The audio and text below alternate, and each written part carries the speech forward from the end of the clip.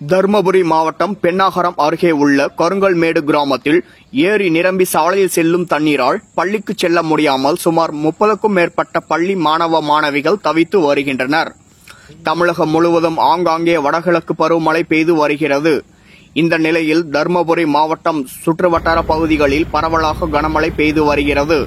மேலும் பென்னாகரம் சுற்றுவட்டார பகுதிகளில் தொடர்ந்து பெய்த கனமழையின் காரணமாக ஏரிகள் நிரம்பி உள்ளது.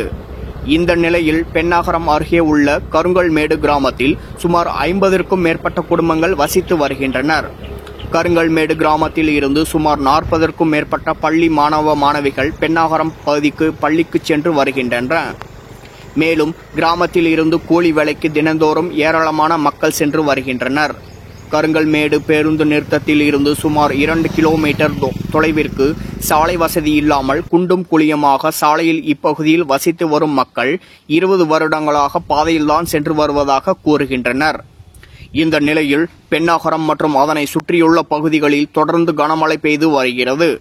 இதன் காரணமாக பென்னாகரம் அருகே உள்ள கருங்கல்மேடு, நாகனூர் உள்ளிட்ட கிராமங்களுக்கு இடையே உள்ள கருங்கல்மேடு ஏரி நிரம்பி கருங்கல்மேடு கிராமத்திற்கு செல்லக்கூடிய சாலையில் தண்ணீர் ஆறு போல் பெருக்கெடுத்து ஓடுகிறது. இதனால் கருங்கல்மேடு கிராமத்தில் சுமார் 50க்கும் மேற்பட்ட குடும்பங்கள் பாதிக்கப்பட்டுள்ளன. மேலும் இந்த கிராமத்திலிருந்து பள்ளிக்கு செல்லும் மாணவ மாணவிகள், வேலைக்கு செல்லக்கூடியவர்கள் கிராமத்தை விட்டு வெளியே செல்ல முடியாமல் தவித்து வருகின்றனர்.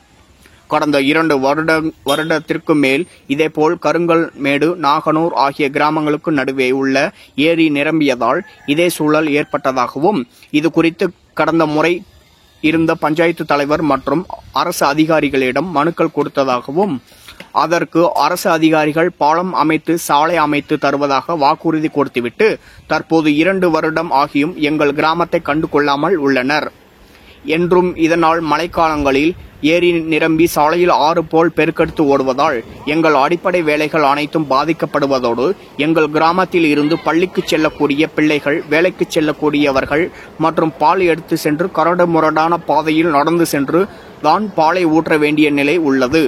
தற்போது ஏரி நிரம்பி சாலையில் தண்ணீர் பெருக்கெடுத்து ஓடுவதால் அனைவரும் கிராமத்தை விட்டு வெளியே செல்ல முடியாமல் கிராமத்திலேயே முடங்கி கிடக்கும் நிலை ஏற்பட்டுள்ளது. மேலும் கிராமத்தை விட்டு வெளியேற 2 வழித்தடங்கள் இருந்தாலும் கூட 2 வழித்தடத்திலும் தண்ணீர் அதிக அளவில் செல்வதால் ஒரு வழித்தடத்தில் மரக்கட்டை அமைத்து நடந்து செல்லும் நிலை உள்ளது.